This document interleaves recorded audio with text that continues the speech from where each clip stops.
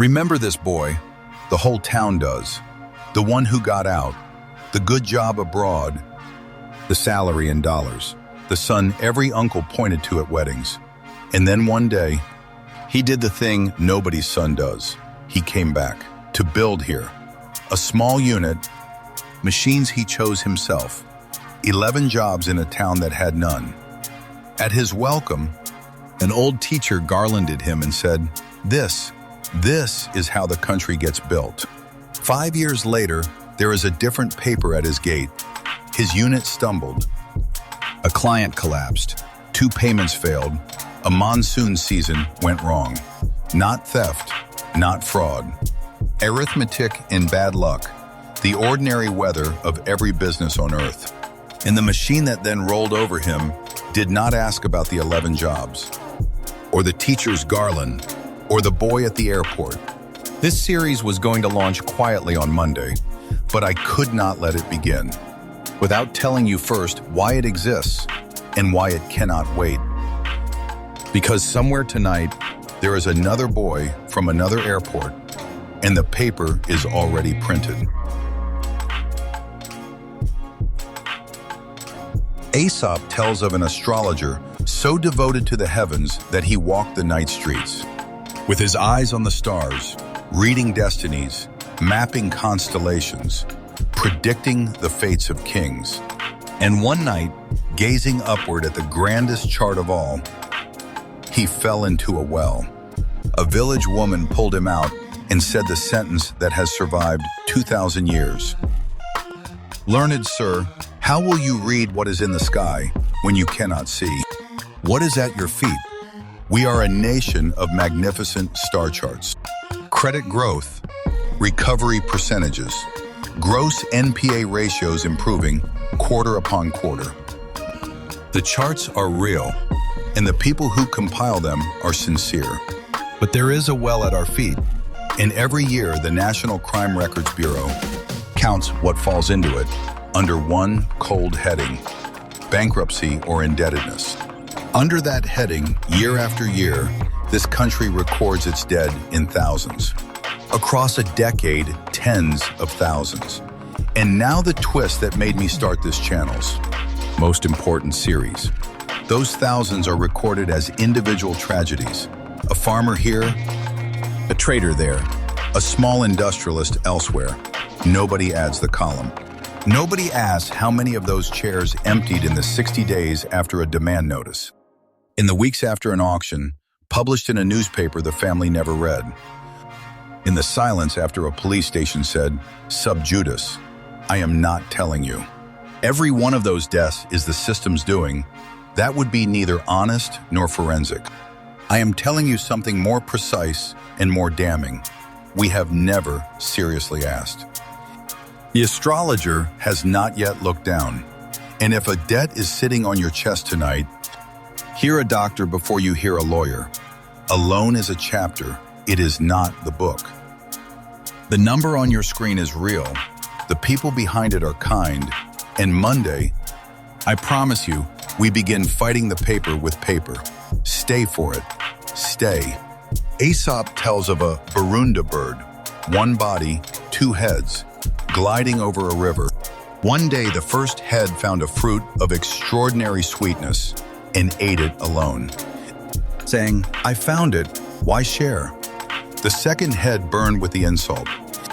Days later, the second head found a fruit of a different kind, poison, and, looking the first head in the eye, ate it out of pure spite. What are you doing? Cried the first head. We share a body. I know, said the second, but you forgot it first. And the great bird fell. From the sky, both heads, one body, one grave. Now the twist you did not expect. The banks and the entrepreneurs are not enemies. They are the 2 heads of one bird. And the body they share is the Indian economy. Every deposit in the lender's vault came from some enterprise's daring. Every enterprise's daring runs on some lender's trust. Neither head eats alone. Neither head falls alone. So understand precisely what this series attacks. because precision is this channel's religion. Not banks, not bankers. You will meet in these episodes honest officers weeping in parked cars, trapped in the same tentacles. What this series attacks is a pattern of violations. The notice never truly served, the reserve price fixed below, the bank's own valuation, possession taken by muscle before any lawful order. The reply, never. Considered. The dead served with demands. Not my allegations. Patterns that courts of this country, up to the highest, have found, condemned, and set aside in reported judgment after. Reported judgment. Where the rules are followed, recovery is lawful, and this channel will say so without flinching. But where the rules are violated by institutions owned, ultimately, by the public itself, every violation is the second head, swallowing poison out of impatience or worse. Now, before the first Monday, let me show you where this series is walking.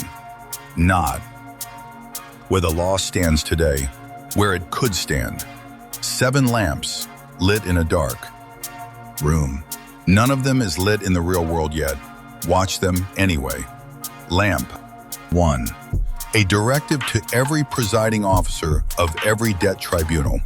Behind each file sits an entrepreneur who dared and a family who co-signed the daring. Weigh natural justice and the spirit of the welfare state as heavily as the ledger. Lamp 2. The tribunals. Delinked from the ministry that owns their largest litigants. Independent in appointment, funding, in fact, as the Supreme Court's tribunal judgments have urged for a quarter century. Lamp 3. Propriety and financial audit of recovery decisions. CAG grade scrutiny reaching the branch. Every valuation, every reserve. Price. Every failed auction answerable to an auditor who serves only the Republic. Lamp 4. A National Commission on Credit Justice. Jurists, economists, bankers, and borrowers at one table to rebalance recovery law around one principle. Revival before seizure for every viable enterprise. Lamp 5. Banking adjudication ad hirumum under judicial oversight so that the power to take a citizen's home always answers, in the end, to a judge. Lamp 6. The risk taker. Honored in policy as what the risk taker is, national infrastructure. The word defaulter retired for. The honest failure, replaced by the phrase every developed economy learned to say, entrepreneur, between, ventures. Lamp 7. And all of it in service of one dated national promise. Viksit Bharat 2047. Because a developed India cannot be built by lenders alone. It will be built by borrowers who dared, if they survive the daring. I will not pretend those lambs are lit. That would be a lie, and lies are the elephant's tools, not ours. But every reform this republic has ever made was once exactly this.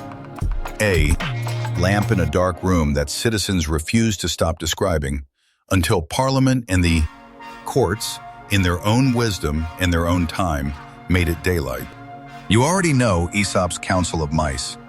Terrorized by the cat, they met in secret, and a young mouse proposed the perfect plan. A bell. Tie a bell around the cat's neck. We will always hear it coming. Cheers. Applause. Unanimous resolution. Then the oldest mouse rose and asked the question that has ended 10,000 committee meetings since. Excellent. And who will bell the cat? Silence. The council dissolved. The cat ate. Well, for years. For 2,000 years, that fable has been told as a story about why nothing changes. Tonight, the final twist of this prologue, I am telling it the other way. The old mouse asked the wrong question. The right question was never, who will bell the cat? It was, how many of us are there? 1. Mouse with a bell is a casualty. A million mice are a bell. No single hand ties it. A movement of awareness is the sound. And the cat that once hunted in silence hunts in silence no more. That comment box from tonight is the Council of Mice, but ours will not dissolve. We will read every idea across this series. And after the finale, we will compile the 100 best into a Citizens Memorandum, courteous, reasoned, referenced, offered publicly, to help, never to fight. The government builds, the judiciary guards, the citizen imagines out loud. That is the whole movement. It starts with one word, and the word is present. Starting tomorrow, Monday, you will walk through these 3 doors, one story at a time. Episode 1 maps the elephant's 4 arms, and the one thing the law gave the ant in return. Episode 2, the 60-day notice, and the reply banks throw in the dustbin. Episode 3, the detective episode, notices that vanish in the post and the 3-question RTI that exposes it. Episode 4, the centerpiece, valued in crores, reserved at a fraction, who benefits when the price is low. Episode 5, muscle at the gate, and why sub judice is not a password. Episode 6, the ant's weapon, a sparrow, a crow, and the 45-day clock. Episode 7, the bank that wrote to a dead man, and the guarantors, 4 exit doors. Episode 8, what winning actually looks like, restoration, refund, the bill the elephant pays.